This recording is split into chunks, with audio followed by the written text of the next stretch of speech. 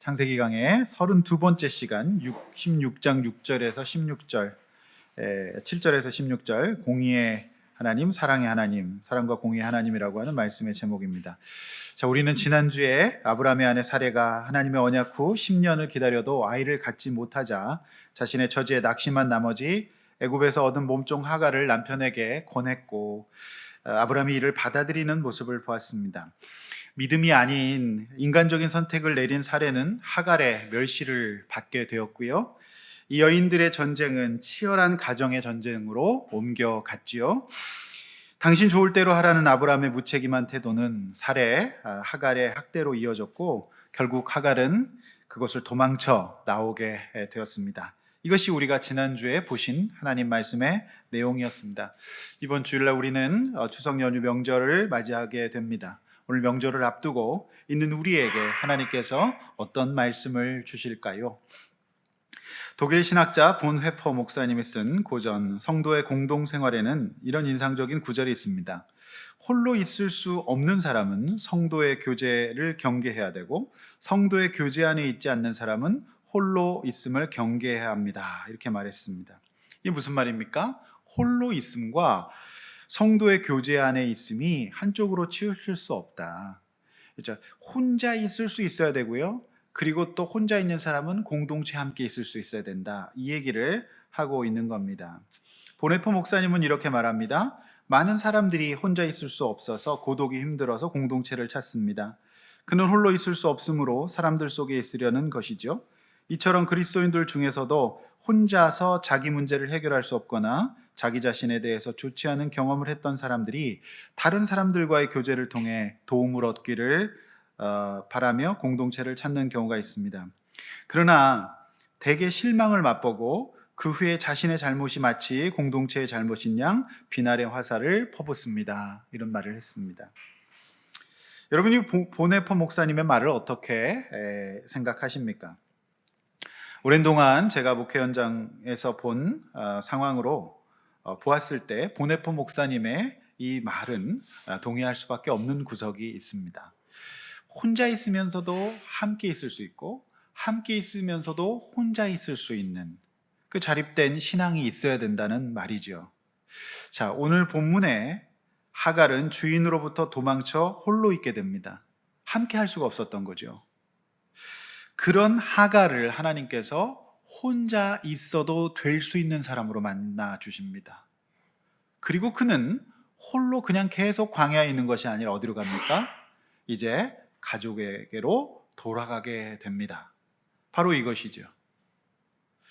혼자서 하나님을 배웠고 자립된 신앙을 갖지 못하면 우리가 누구와 함께 할 수 없습니다. 보네포 목사님 바로 그 얘기를 하고 있는 거예요. 그래서 공동생활, 공동체 생활에 대해서 여전히 지지받고 있는 유효한 책이기도 합니다. 혼자 있지 못하면 결국 그것을 공동체의 탓으로 돌리고 비난할 수밖에 없다라고 하는 것이지요. 자, 오늘 저는 이 말씀을 가지고 사랑과 공의의 관점에서 하나님이 우리를 어떻게 다스리시고 또 세상을 어떻게 경영하시는지 이 사랑과 공의의 관점으로 말씀을 해석하고 함께 나누려고 하는 것이지요. 함께 있을 수 있는 또 홀로 있을 수 있는 오늘 여러분이 되시길 바랍니다. 그래서 오늘 이 말씀을 가지고 우리 이번 한 주간의 명절을 또 잘 보낼 수 있길 원합니다. 자, 본론입니다. 첫 번째 이제 사랑의 하나님이죠. 7절에서 11절까지 말씀이죠. 자, 7절 여호와의 사자가 광야 샘물 곁 술길 샘 곁에서 그를 만나. 여러분 이 장소는 어디입니까? 여러분 성경 지도를 보시면은 남쪽입니다. 애굽 가는 길이에요. 사실상 이 하갈은 고향 애굽으로 돌아가려는 시도를 하고 있는 것이죠. 그 남쪽이에요. 헤브론에서 한참 남쪽에 이제 가족 원래 이제 고향이었던 애굽으로 돌아가고 있는 것을 볼 수 있습니다. 이 단어는 여호와 자신과 구별되는 경우도 있지만 성경에서는 처음 쓰인 단어거든요. 여호와의 사자가 창세기에서 그래서 이 성경에서는 처음에 이제 여호와의 사자와 여호와 하나님을 구별해서 사용하고 있지를 않아요. 이후에 보면 이제 13절에서 나를 살피시는 하나님을 배웠다라고 말하고 있으므로 사실상 오늘 학대를 피해 도망간 하갈을 하나님이 만나 주셨다라고 보셔도 무방할 것으로 보입니다. 알고 보면 하갈은 약자인 동시에 피해자죠. 그의 부모 때로부터 그녀는 대대로 노예였습니다. 알고 보면 하갈의 인생이 얼마나 기구한가 우리는 생각할 수 있습니다. 같은 사람으로 태어나서 짐승과 같이 취급당하고 매매의 대상이 되는, 그리고 학대당했던 노예 하갈의 마음은 특별히 학대에 대해서 굉장히 연약했습니다. 노예가 학대당하는 사람이었기 때문에 그렇죠. 그런데 학대를 당하자 그가 도무지 견딜 수가 없었던 겁니다. 이걸 트라우마라고도 말하고요, 깊은 무의식의 작동이라고 말하기도 합니다. 그렇게 학대에 취약했던, 학대의 인생을 살았던 사람이 딴 건 다 견뎌도 나는 학대는 못 견디는 거예요. 이게 죄 많은 세상에 살아가는 우리는 전부 다 저마다에 건드리면 견딜 수 없는 무언가가 있어요. 그러던 그가 어느 날 주인의 아이를 가지게 됐어요. 해뜰 날 없었던 그녀의 마음속에 내가 주인의 아들을 가지면서 인생 역전을 이룰 수 있다고 생각했겠죠. 그래서 그녀는 교만이 작동하고 주인을 무시하고 멸시하기 시작합니다. 보통이 아니었다는 거예요. 왜 그랬을까요? 그녀의 열등감은 반면에 또 교만이었어요. 그래서 교만과 열등감은 같은 말입니다. 누가 굉장히 강하고 교만하다, 이거는 열등하다라고 보셔도 돼요. 같은 마음이죠. 자신을 지켜줄 것 같았던 주인 아브라함이 자신의 생사 여탈권을 사레에게 넘겨버려요. 그날부터 이제 지옥과 같은 날이 시작되었습니다. 강력한 학대가 발생합니다. 그래서 이 학대를 견디지 못한 그녀는 딴 건 다 참아도 이건 못 참기 때문에 임산부의 몸으로 아무도 찾을 수 없는 적막강산 광야로 나아가서 애굽으로 향하게 됩니다. 이곳에서 그녀는 노예 상태일 때보다 더 나빠진 자신의 처지에 딱 죽고 싶었을 겁니다. 이 보통 마음이 아니에요. 이 하갈의 마음을 여러분이 읽으셔야 됩니다. 근데 그 마음이 우리의 마음이에요. 그게 우리 기도하신 우리 양집사님 마음이겠죠.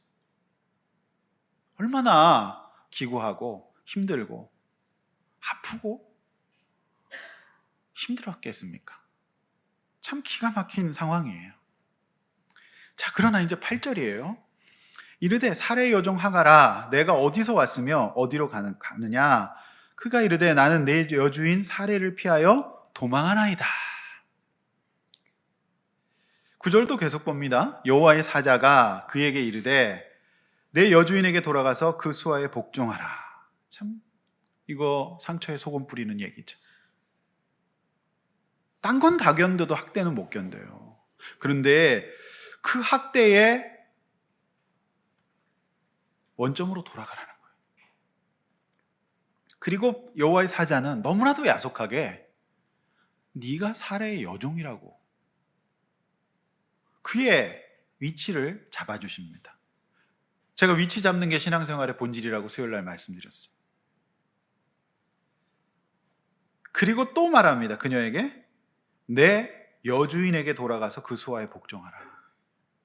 이게 무슨 말일까요? 이거 너무 가혹한 거 아닐까요? 이 말씀을 어떻게 생각하십니까? 여러분이라면 이 말씀 듣고 어떻게 하시겠습니까? 하갈 입장에서는 굉장한 분노가 일어날 수도 있고 귀를 막을 수도 있고 머리를 감싸고 흔들 수도 있었을 거예요. 이 말씀을 읽는 저와 여러분은 어떤 생각이, 거부감 드십니까? 그러나 이런 하나님의 하갈에 대한 말씀은 가장 합리적이었어요. 왜 그렇습니까? 당시 고대 운동에 노예 제도가 있었고요. 이 노예 제도 하에서 도망가는 노예는 발각 즉시 사살입니다. 죽음이에요. 그리고 더 지금 기가 막힌 내용은 그녀 뱃속에는 아이가 있어요. 평생을 도망자의 자녀로 만드는 거죠. 그녀의 이 선택 가운데에는요, 살 길이 아니었어요. 그녀는 날마다 불안에 떨어야 됐고, 그 즉시 죽음 앞에 서야 됐고, 나아가 그녀의 뱃속에 있는 아이는 어떤 정체성도 가질 수 없는 슬픈 인생, 불안한 인생을 살 수밖에 없었고, 엄마가 불안해할 때마다 이 아이는 얼마나 힘들었을까요? 여러분, 물론 그녀의 상한 감정만을 놓고 보자면 이해가 안 되는 것은 아니지만 이 선택은 자신의 인생을 더 깊은 나락으로 빠뜨리는 선택이었어요. 나아가 자신이 임신한 아이는 어떻게 되는 겁니까? 그러나 지금 하갈은 자식의 입장을 헤아릴 만큼 성숙한 상태가 아니었고, 가장 힘들었 사람은 나라고 생각하고 있는 상황이었기 때문에 자녀를 헤아릴 수가 없었어요. 이해가 되시죠?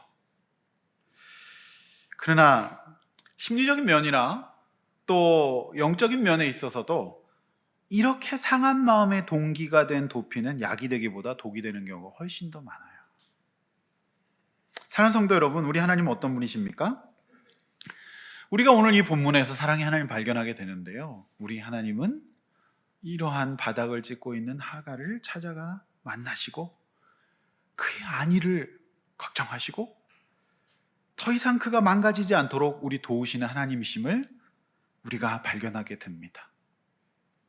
우리 하나님은 그런 분이에요.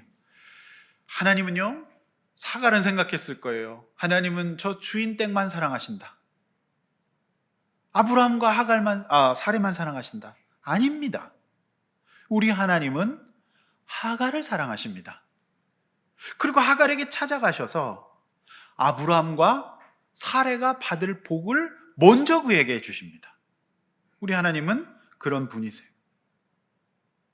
여러분, 우리 하나님은요, 믿는 사람들도 사랑하시지만 믿지 않는 사람들도 사랑하십니다. 하나님은 우리 대한민국을 사랑하시지만 다른 나라 백성도 사랑하십니다. 나아가 저 북녘의 우리 동포들도 사랑하세요. 그게 우리 하나님이세요.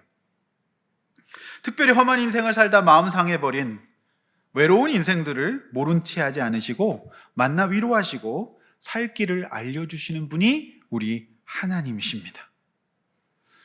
성도 여러분, 내 마음 깊은 곳으로부터 올라오는 상처와 분노, 더 이상 견디지 못할 것 같아서 삶마저 포기하고 싶을 때 우리 하나님이 저와 여러분을 찾아오시고 만나주시고 안위를 물어주시고 갈 길을 알려주시고 더 이상 누구도 내 편이 되어주지 않고 아무도 없고 계속 나를 어렵게 한다고 할지라도 우리 하나님이 나를 만나주시고 인도해 주시면 성경 어디에도 그 인생이 저주받은 인생이라고 말하고 있지 않습니다. 우리가 죄 많은 이 세상 하나님을 떠나서 다시 주님이 심판하시고 다시 새하늘과 새 땅을 만들기까지 우리는 주님 오실 때까지 그 천년의 시간을 보내고 있는 거예요. 무천년이죠.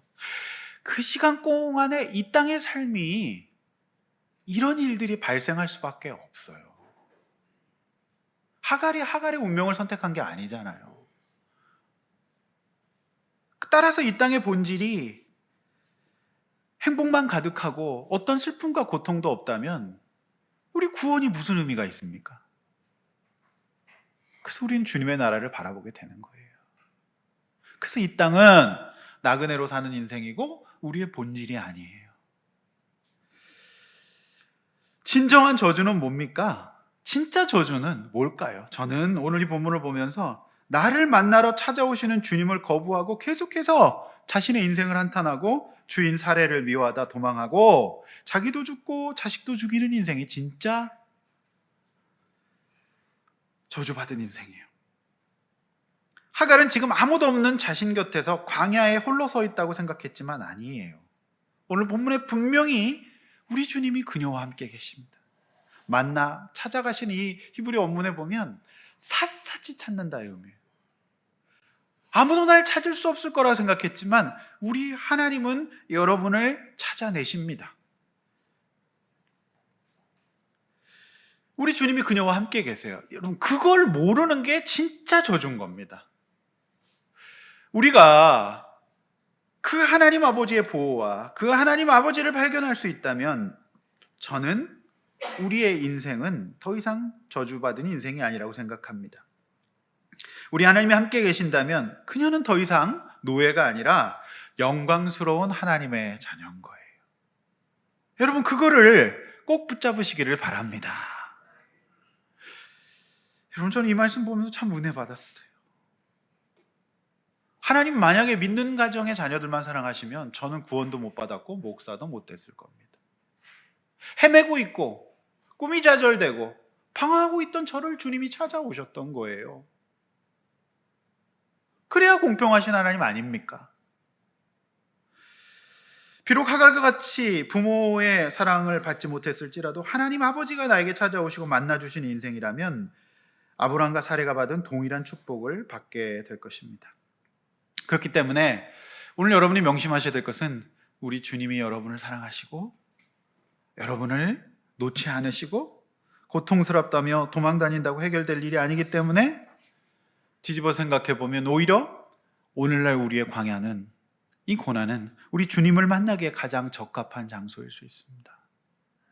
그래서 우리 주님이 오늘 나를 예배로 인도하시고 믿는 자로 세워주셔서 오늘 이곳에 나를 세우셨다면 창세기 16장에서 역사하셨던 하나님은 오늘도 나와 함께 하시는 겁니다. 할렐루야. 그 길은 망하지 않고 죽지 않습니다. 하나님의 은혜가 있는 거예요. 그걸 꼭 붙잡으셔야 됩니다. 세상의 심리학과 치료가 줄 수 없는 거예요. 이거는 우리 주님이 저와 여러분과 함께 하시고 우리를 이끌어 주실 겁니다. 그 하나님이 있으면 여러분 전혀 다른 삶을 살 수가 있어요. 이것이 우리 복음입니다. 10절이에요. 여호와의 사자가 또 그에게 이르되 내가 내 씨를 크게 번성하여 그 수가 많아 셀 수 없게 하리라. 여러분, 이 축복 누구의 축복이에요? 아브라함과 사레가 받았던 축복이잖아요. 이 축복을 저와 여러분에게 주시는 겁니다. 할렐루야. 여러분, 동일한 축복이에요. 그 축복을 하갈이 먼저 받아요. 실제로 하갈이 먼저 받았습니다. 여호와께서 하갈의 고통을 들으셨어요. 11절. 여호와의 사자가 또 그에게 이르되 내가 임신하였은즉 아들을 낳으리니 그 이름을 이스마엘이라 하라. 이는 여호와께서 내 고통을 들으셨습니다. 놀라운 말씀. 이스마엘이 무슨 뜻입니까? 여호와께서 내 고통을 들으셨다. 여러분, 아무도 없지 않습니다. 우리 하나님이 여러분의 고통을 들으셨어요. 우리 하나님이 여러분의 마음을 읽으셨습니다. 그리고 그의 인생을 끝까지 축복의 인생으로, 넘어지지 않는 인생으로 인도하실 겁니다.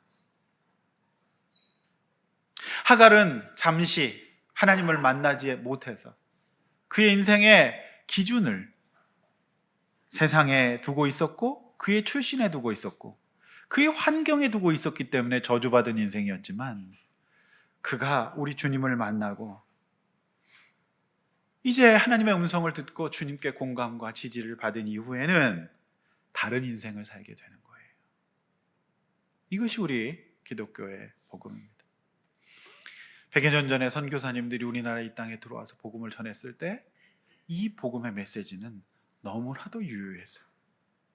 양반들이 교회 나온 게 아닙니다. 상민과 천민과 백정과 갑파치들이 교회 나와서 교회를 일구고 그들이 결국 교회의 리더가 됐어요. 그게 한국 기독교입니다. 그게 한국 기독교예요. 사랑하는 성도 여러분, 그래서 이 땅에 우리 믿음의 선배들이 정말 많은 피를 흘렸어요. 왕의 나라에서, 성리학의 나라에서 복음의 나라로 결국 한국은 변화된 것이죠.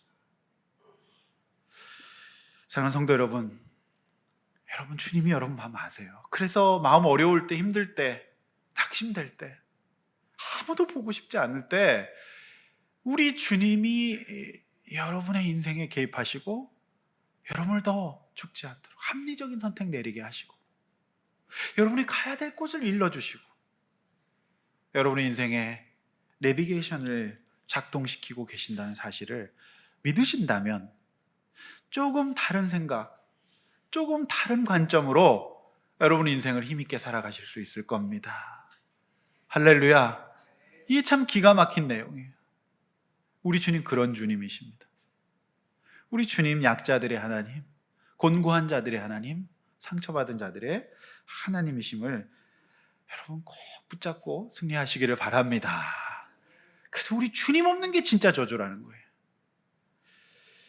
두 번째 이제 공의의 하나님이죠. 12절에 16절이에요. 12절 그가 사람 중에 들나귀 같이 되리니 그의 손이 모든 사람을 치겠고 모든 사람이 의 손이 그를 칠지며 그가 모든 형제와 대항해서 살리라 하리라. 그럼 무슨 말입니까? 훗날 이 이스마엘의 자손들이 오늘날 아랍이 됩니다. 아랍이에요. 오늘날 지금까지 팔레스타인하고 이스라엘은 장막 쳐놓고 싸우고 있거든요. 이 장벽 쳐놓고. 이 보통 치열한 싸움이 아니거든요. 지금도 계속 폭탄 테러 일어나고 있고요. 그러고 있는데 여러분 우리는 여기서 이제 중요한 영적 진리를 발견하게 되는데요. 하나님이 세상을 다스리시고 경영하시고 저 여러분의 인생을 다스릴 때는 두 가지를 사용하십니다. 뭘까요? 사랑과 공입니다. 먼저는 사랑이에요. God is love. 기독교는 사랑이에요. 그런데 여러분 우리 하나님께서 또 하나 사용하시는 축이 공인데요. 여러분이 공의하시면 어떠세요? 벌써 싫으시죠? 공이 이퀄 고난으로 느껴지기 때문에 여러분 별로 듣고 싶지 않으시고 그런 하나님이 아니었으면 좋겠죠. 근데 저는 이걸 보면서 참 많은 묵상을 했는데요. 만약에 하나님께서 이 땅을 다스릴 때 이 공의를, 정의를 사용하지 않으시죠? 그럼 이 세상은 유지될 수 없어요. 이 세상은 그럼 망합니다. 지금 하갈에게 품으시고 공감하시고 그를 잡아주시면서 그 당시에 공의는 노예제도가 있었기 때문에 그가 그곳에서 수하에 들어가지 않으면 어떻게 됩니까? 죽음이에요. 그 합리적 선택이 아니라는 거예요. 가장 현실적인 상황은 그를 만나주셔서 그를 자립시키세요. 그래서 그의 마음을 바꿔주셔서 이제 어때요? 그의 여주인 사레가 하는 말을 미닝이 아니라 사운드로 듣게 하십니다. 오늘도 시작됐구나 짹짹짹. 그래서 어떠한 말도 그녀의 중심을 흐트러 놓을 수 없는 내공을 갖춰주시는 거죠. 홀로 있게 하시고 공의를 실현하셔서 돌아가서 그가 안전을 보장받고 그의 자녀를 낳도록 인도하시는 것이 하나님의 공의지만 믿음이 없고 사랑의 하나님을 발견하지 못하면 어때요? 그것이 고생으로 느껴지고 가혹하다고 느껴지게 되는 거예요. 사랑하는 성도 여러분, 사실 이 하갈은 연약한 참 가련한 여인이었지만 이 여인이 사실 잘못한 게 있잖아요. 뭡니까?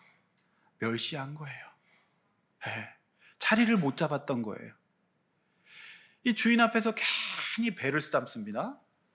괜히 막 이러면서 쯧쯧쯧 막 이러면서 이 시대에 누가 그런 사람이 있어요? 막 그러면서 막 들으라고 얘기하고 멸시하잖아요. 그게 이제 뭡니까? 그 행동은요 뭐예요? 믿음 말씀의 본질을 왜곡하고 하갈이 주인의 아들을 임신하고 여주인을 멸시했고 도망했기 때문에 이거는 공의에 걸릴 수밖에 없는 일이에요. 공의의 관점에서 언약을 깼기 때문에 이스마엘의 후예들은 언약의 자손이 될 수는 없어요. 그래서 그들은요 내내 여러 가지 어려움 가운데 있게 되는 것이죠. 사랑하는 성도 여러분, 잘 생각해 보십시오. 저는 공의 때문에 이 세상이 굴러간다 생각해요. 공의 때문에 우리는 오히려 혜택을 더 많이 받는다 생각해요. 무슨 말이냐면 여러분 만약 이 세상에 사랑과 공의가 없고 오직 모든 것들을 어때요? 우리의 어떤 그 기복적인 믿음만으로 유지된다면 우리의 노력과 우리의 수고와 이거는 다 어디 갑니까?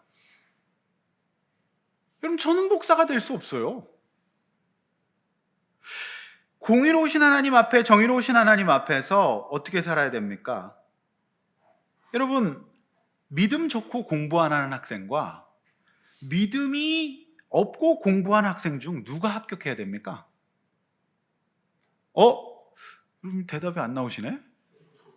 기도만 하면은 답이 척척 보이고 이렇게 하면 막 책장이 넘어갑니까?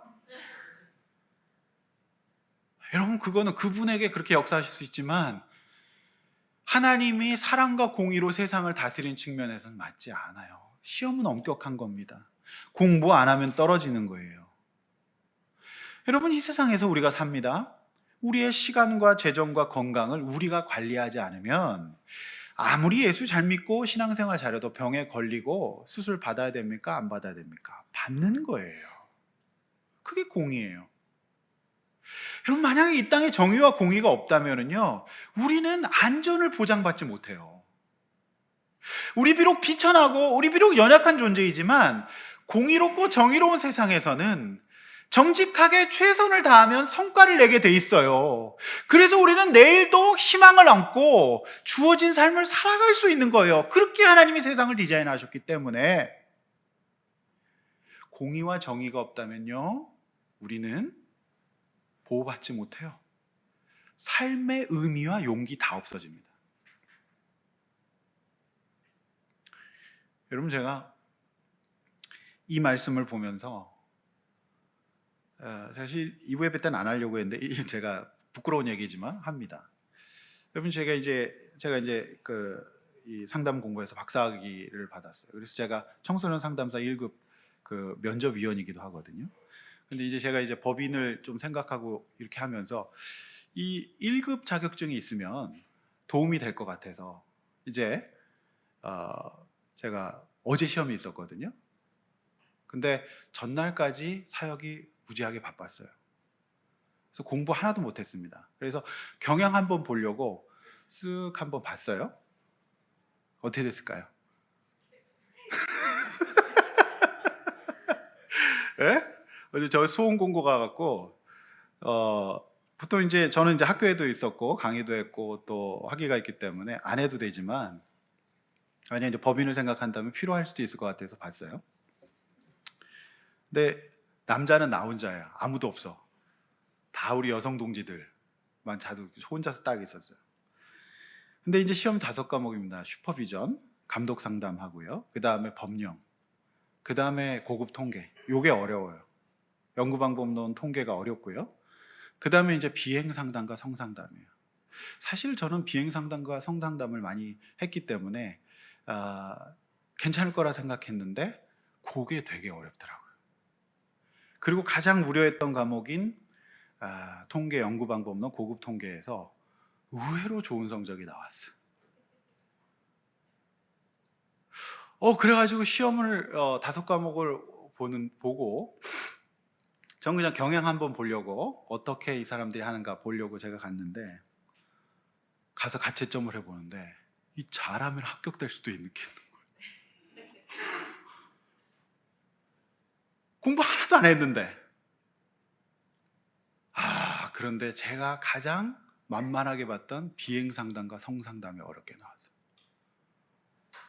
그래서 여러분 40점 이하가 되면 꽈락입니다. 그래서 60점 이상이 되면 합격인 거예요. 그래서 우리나라 공인상담 자격증 중에 가장 번위 있는 자격증이라 합격률이 낮고 어려워요. 근데 어떻게 됐을까요? 누가 붙었대? 붙었으면 좋겠다. 근데 이제 교수님들은 자격증 없거든요. 없어도 돼요. 그런데 그래도 이제 이렇게 필요하지 않을까 해서 봤는데 이게 채점을 하는데 점수가 되는 거예요. 그 어렵던 통계가 점수 잘 나왔어요. 그리고 점수가 점점 막 나왔는데 두근두근한 거예요. 근데 57점 나와서 떨어졌어요. 3점 부족했어요. 그래서 공부 하나도 안 했는데 그래도 제가 힘든 사람들 도우면서 연구하면서 했던 그것이 그 정도 됐던 것 같아요. 조금만 하면 제가 볼 때는 바로 될 것 같아.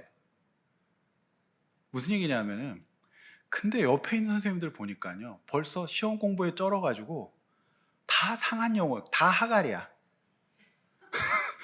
완전히 쩔어 막 이렇게 쌓아놓고 막 하는 거예요. 근데 저는 그냥 룰루랄라 그냥 가가지고 이렇게 쭉쭉 봤는데 아는 게 많이 나오더라고요. 공부 하나도 안 했는데. 뭐냐면은 공부 안 하면 떨어지는 게 공입니다.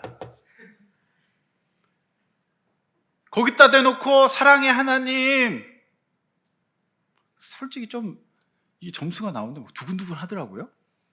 좀 되겠네 막 이러면서.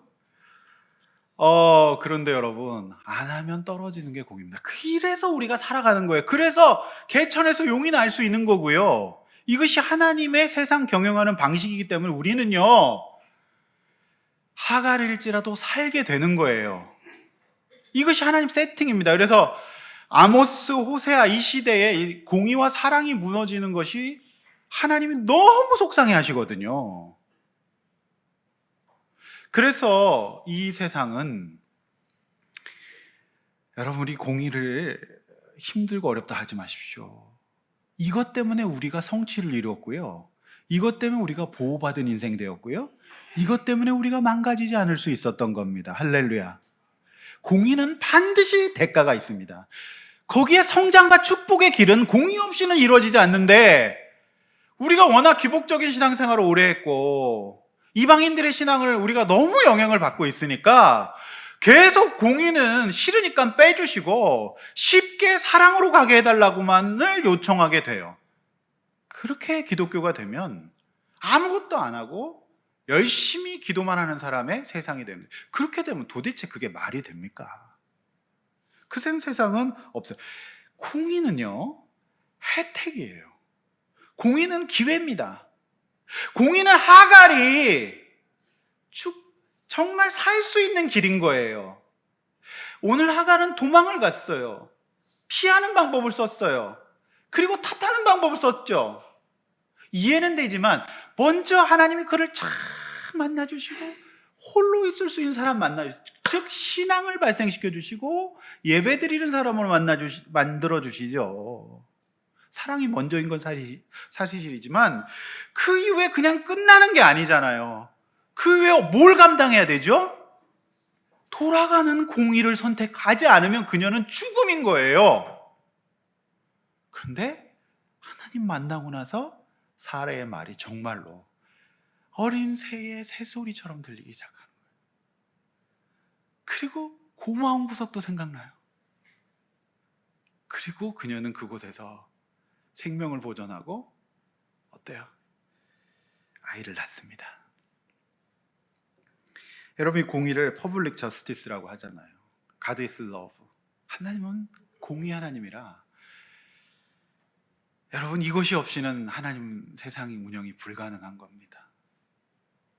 그런데 여러분, 우리가 이 땅에 이 죄 많은 세상에 어그러진 세상 살아갈 때면 내가 행한 것이 아닌데도 우리는 이처럼 감당해야 되는 일들을 맞이하게 돼요.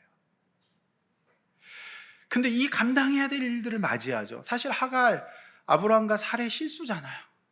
근데 이 가운데 엮여 있어서 우리는 유탄을 맞게 돼요.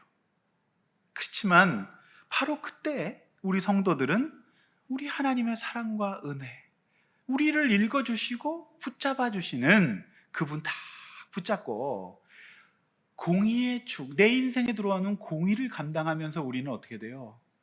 성장하게 되고 성숙하게 되고 축복의 인생으로 변하게 되는 거예요. 사랑하는 성도 여러분, 이 공의가 없으면요 기복신앙인 거예요. 이게 어렵죠. 세상은 근데 엉망이 돼요.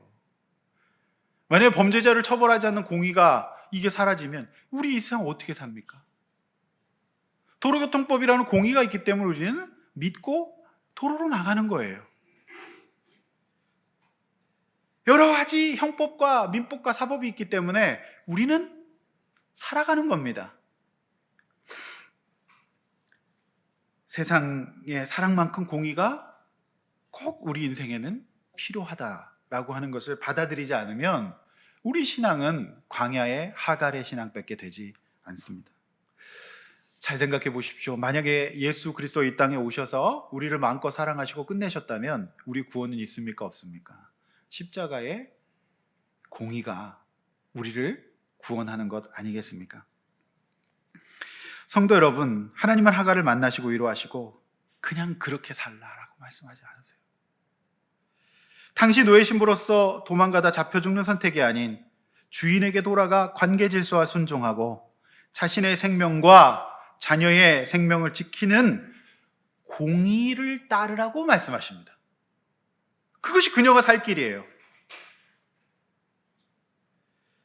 그러나 자신의 상처와 처지에 집중이 되면 점점 더 도망가고 죽고 싶을 뿐이에요.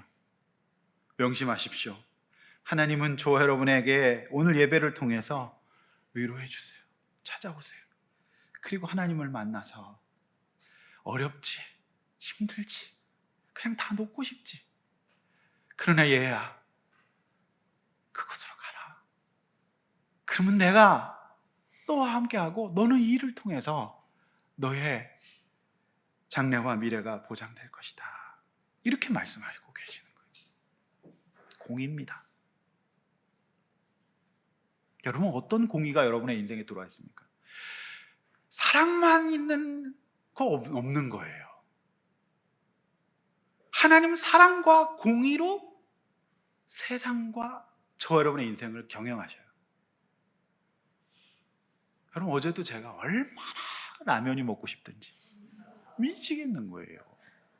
그 빨간 그 신라면의 이 컵라면을 볼 때 엄청난 식욕이 올라옵니다. 너무 먹고 싶더라고요. 그런데 그 공의를 어기고 먹으면 어떻게 됩니까? 심장이 막히는 거예요. 참았습니다. 그때 놀랍게 1kg가 빠져 있어요. 일찍 자야 돼요. 그러니까 일찍 자고 탄수화물을 절제하는 것이 건강의 지름길이기 때문에 그거는 하나님이 만들어준 공의지 목사 아래비라도 안 되는 거예요. 그렇지 않습니까? 공의는 혜택이에요. 공의는 우리 안전을 보장합니다. 우리 삶의 근본적인 동기와 의욕을 발견해요. 제가 그 1kg 빠져있는 거 보면서 굉장히 또 동기부여가 되더라고요. 그래, 이건 어렵다. 근데 우리는 그러죠. 하나님, 식욕을 없애주세요. 그럼 죽어야 없애집니다. 죽고 싶으십니까? 죽으면 없어요. 그러니까 이 땅에 산다는 게 사랑도 받고 공의도 받는 겁니다. 이 퍼블릭 저스티스는 우리 전 세계에 운영되는 거기 때문에 이건 하나님의 법칙이라 하나님 이걸 깨실 수가 없습니다. 이걸 깨면 하나님이 아닌 거예요. 공부 안 하면 떨어진다. 내 시간과 재정을 관리하지 않으면 나는 부자가 될 수 없는 거예요. 그걸 하나님이 핑계 댈 수가 없어요. 그래서 이 보네포 목사님이 그 얘기를 한 거예요. 독일이 나치가 올라와서 난리가 났어요. 독일 교회들이 전부 다 지지했습니다. 근데 보네포 목사님은 그렇게 하지 않아요. 사람은 그렇게 죽이면 안 된다고. 그러나 그 사명을 감당했어요. 그래서 오늘날까지 독일 교회가 아직까지 신학의 본산으로 남아있어요. 저력이 있습니다.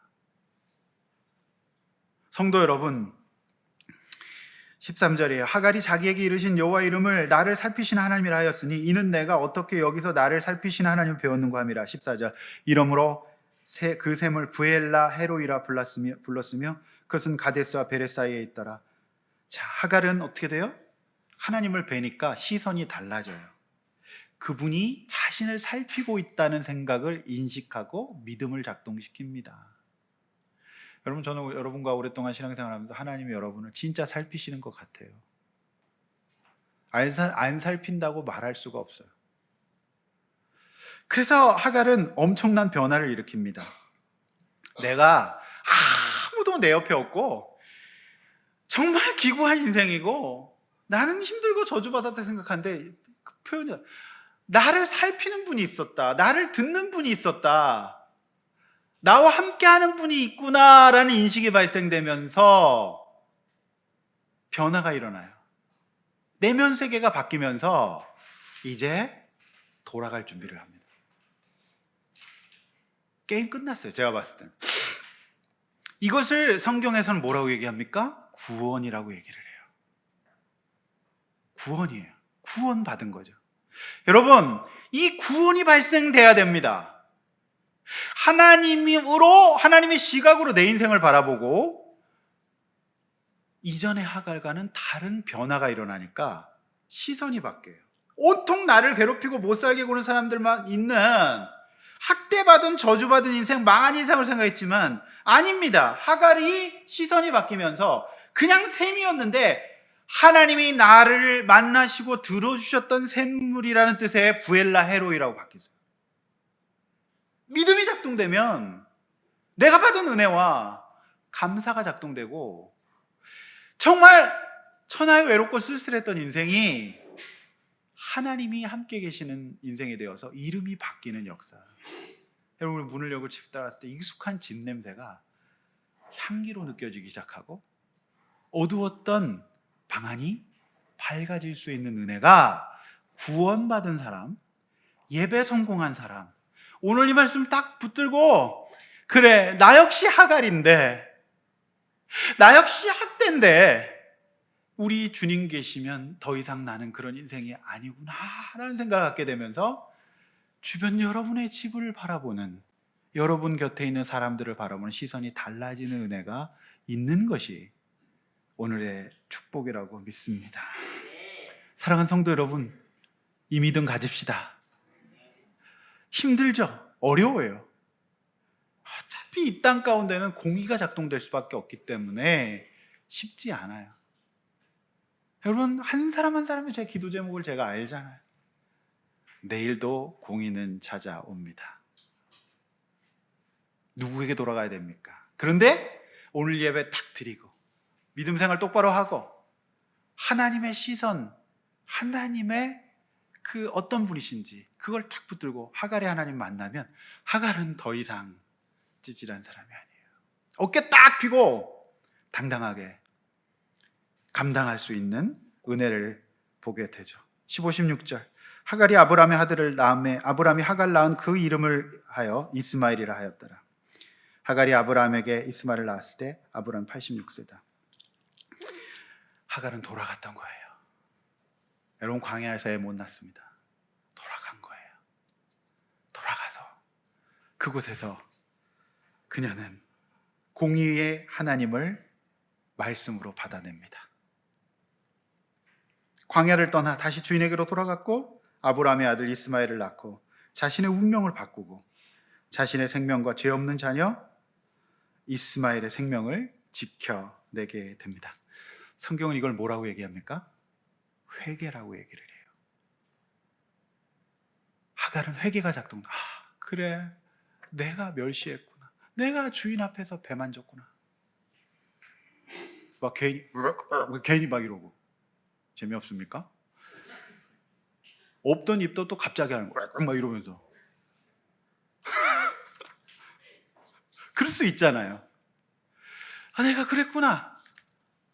내가 열등감 때문에 교만했구나. 우리 주님 계시니까 내가 저기서 생명을 보존하는 함지역 선택 내리고 내 아이를 내 아버지 옆으로 가야 되겠구나. 그 생각하면서 승리하게 되는 놀라운 역사입니다. 사랑하는 성도 여러분, 우리 주님 오실 때까지 우리는 이 사랑과 공의에 벗어날 수 없어요. 그래서 사랑이 먼저거든요. 그러나 공의를 감당하는 방법으로 하나님은 우리의 인생에 참 잘했다라고 하는 도장을 찍어주실 거예요. 그러니까 우리 주님이 그 길에 함께 계실 겁니다. 쉽지 않아요. 우리 주님 오실 때까지 나그네 인생을 살아가면서 어렵지만 여러분의 인생에 들어온 공의를 믿음으로 받아들이고 예수 만나기 전에 하갈의 상태로 가지 맙시다. 그래서 이번 명절은 광야일지도 몰라요. 그러나 여러분, 우리 주님 계시면 견딜 수 있을 겁니다. 나를 보호해 주시고 내가 공의를 어길 때마다 심판하시고 경고 주시는 하나님의 은혜가 오히려 나에게 안전을 보장하는 거였어요. 그걸 믿고 여러분, 우리가 이 땅을 살아갈 수 있기를 원합니다. 그렇게 살 때 교만과 상처의 노예 하갈에서 결국 아브라함과 사례와 똑같은 축복의 대상 하갈로 만들어주시는 그 은혜가 있으시기를 주의 이름으로 축원합니다. 이렇게 한번 나눠봅시다. 주인의 학대를 받은 하갈이 광야로 도망가는 방법은 현실적이지도 합리적이지도 않았죠. 나도 하갈처럼 하나님과 공동체를 떠나 도망다니는 사람은 아닙니까? 힘들고 아무것도 할 수 없을 때 하나님은요, 여러분 읽어주실 거예요. 얘야, 아프지? 힘들지? 정신을 못 차리겠지? 얘야, 내가 너와 함께하마. 너의 방향을 잡아주마. 그래서 우리의 예배는, 우리의 신앙은 우리 인생의 가장 중심이 돼야 돼요. 그분 안 계시는 게 최악의 저주입니다. 힘을 내십시다. 하나님은 사랑과 공의로 두 축으로 인생을 다스리세요. 하나님의 사랑의 하나님 만난 하갈은 공의의 하나님도 받아들입니다. 내 인생에 들어와 있는 하나님의 공의는 무엇입니까? 하갈처럼 내가 들어갈 곳은 어디입니까? 돌아갈 곳은 어디입니까? 돌아가고 싶지 않은 그곳에서 우리 주님은 욥처럼 우리를 연단하셔서 하나님의 구원과 축복의 인생으로 우리를 바꿔주실 겁니다. 그거 없는 인생은 없습니다. 그거 없는 종교는 기복입니다. 대순진리교입니다. 그런 거 없어요. 사랑과 공의 가운데에서 사랑받고 공의를 잘 감당하고 회개합시다. 그 길이 살 길이라는 겁니다. 여러분, 오늘 말씀 붙들고 우리 찬양하고 오늘도 기도하겠습니다.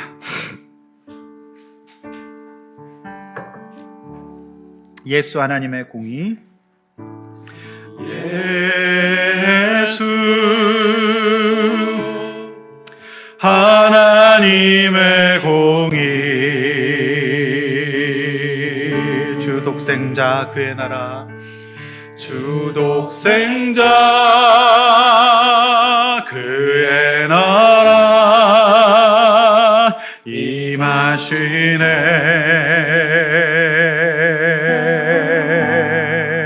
예수 제물이 되신 주, 예수 제물이 되신 주, 영광 중에 그의 나라, 영광 중에 주님 오실 날이 멀지 않았습니다. 임하시네. 오늘 주님 오시기 전까지 우리 삶에 주의 나라를 선포합시다. 주의 나라 영원하며 그의 영광 무궁하리. 왕의 위엄과 능력이 이제 임하였으니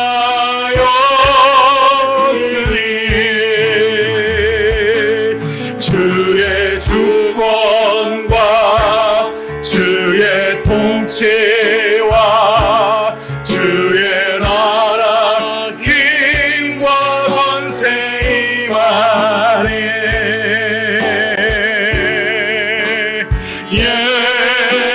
예수 하나님의 주의 주권과 주의 통치와, 손들어 선포합시다. 주의 주권 하나님, 주의 통치와 주의 하나님 나를 다스려 주소서.